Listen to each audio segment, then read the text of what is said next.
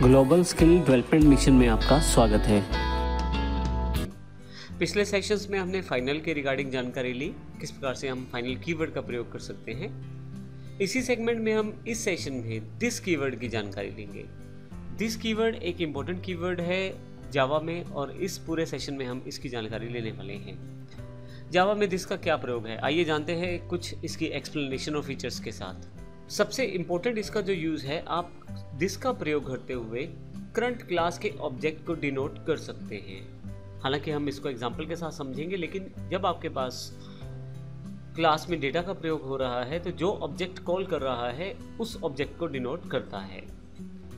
हम किसी क्लास जो करंट क्लास है हमारी, उसके मेथड्स और उसके कंस्ट्रक्टर को भी इन्वोक कर पाते हैं दिस के साथ। दिस को हम एज एन आर्गुमेंट भी मेथड में पास कर सकते हैं, अर्थात इससे हम एक ऑब्जेक्ट को डायरेक्टली पास कर सकते हैं किसी मेथड में। आप किसी मेथड से दिस को अर्थात करंट ऑब्जेक्ट को वापस भी प्राप्त कर सकते हैं यदि आप अपने मेथड की डेटा टाइप को सेट करते हैं उस पर्टिकुलर क्लास के नाम के साथ। इसका अर्थ ये हुआ कि यदि आप किसी मेथड की रिटर्न डेटा टाइप उस क्लास का नाम सेट कर देते हैं तो अब वह मेथड जो है वह मेथड आपको वापस कर सकता है उस क्लास का ऑब्जेक्ट।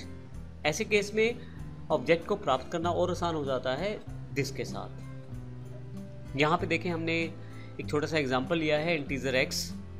अब ये जो x है और जब इसे कॉल किया जा रहा है, इसकी वैल्यू को दिस डॉट x के साथ अगर हम इसे डिनोट कर दे तो उसका अर्थ होगा जो ऑब्जेक्ट इसे कॉल करेगा उसके x वेरिएबल में इस वैल्यू को सेव किया जाए।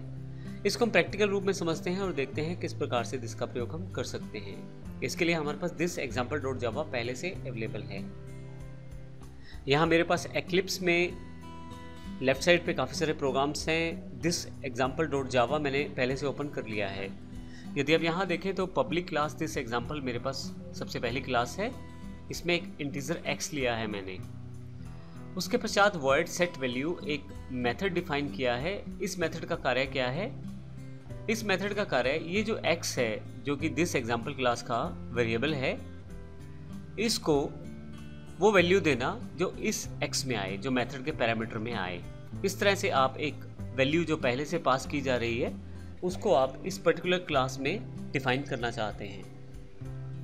यानी कि जो x में वैल्यू रिसीव हुई है उसे आप इस क्लास के इस वेरिएबल x को देना चाहते हैं। वर्ड शो वैल्यू में मैं यहाँ पे इस x को प्रिंट करवा देता हूँ, जो मेरे पास ये x है, यानी कि जो वैल्यू रहेगी वो प्रिंट हो जाएगी। फाइनली स्टैटिक वर्ड मेन में आकर मैं इस क्लास का एक ऑब्जेक्ट बनाता हूँ। इस ऑब्जेक्ट के साथ सेट वैल्यू पहले करता हूँ। सेट वैल्यू में मैंने 10 डाल दिया है। अब 10 डाल दिया है तो ये 10 जो वैल्यू है ये इस x को रिसीव होगी और फाइनली ये वैल्यू जो है आपके इस x के पास चली जाएगी और आप उसे प्रिंट करवा सकते हैं। प्रिंट करवाने के लिए शो वैल्यू मेथड को कॉल करना पड़ेगा, उसको मैंने ऑब्जेक्ट के साथ यहाँ कॉल कर लिया है। अब अगर मैं इसे कंपाइल करता हूँ तो आप देखेंगे एक अनएक्सपेक्टेड रिजल्ट आपको मिलेगा, value of x equal to 0। अब ये 0 क्यों है? अगर आप ध्यान दें तो मैंने यहाँ से 10 सेंड किया, वो 10 यहाँ x को मिला। इस x ने इस x को जो हमारे क्लास का वेरिएबल है पास किया और उसे प्रिंट करवा लिया, लेकिन फिर भी 10 के बजाय 0 क्यों आ रही है वैल्यू? इसका कारण ये है कि कंपाइलर यहाँ पे कंफ्यूज हो गया है कि ये जो x है ये कौन सा है जिसको वैल्यू मिल रहा है। क्या ये लोकल x ये वाला x आ रहा है या ये वाला x है?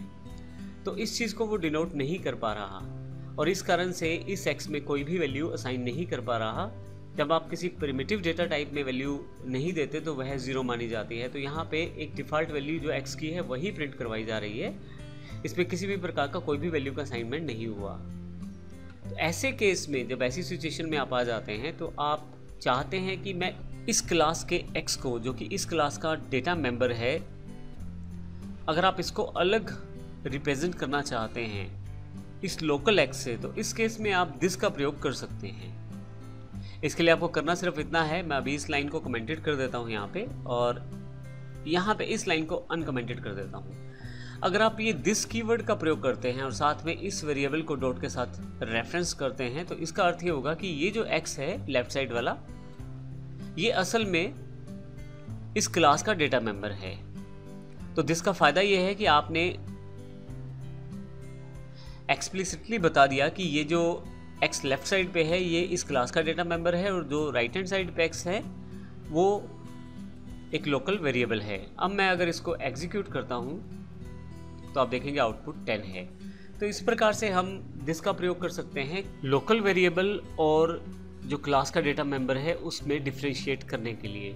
यदि मैं इस क्लास के वेरिएबल के साथ दिस लगा देता हूँ तो अल्टीमेटली यह जो मेंबर है इस पर्टिकुलर क्लास के रेफरेंस का माना जाता है, जबकि दूसरी साइड का जो एक्स है वो लोकल वेरिएबल की तरह ही ट्रीट किया जाता है। तो इस सेशन में हमने दिस के बारे में जानकारी प्राप्त की। अगले सेशन में हम गेट और सेट दो मेथड्स हैं उनकी जानकारी लेंगे। हालांकि वो कोई पर्टिकुलर डिफाइंड मेथड नहीं है जावा में, लेकिन उनका बेनिफिट रहता है बहुत ज़्यादा अगर जावा में उनका प्रयोग किया जाए। तो इनके बारे में हम नेक्स्ट सेशन में बात करेंगे। धन्यवाद।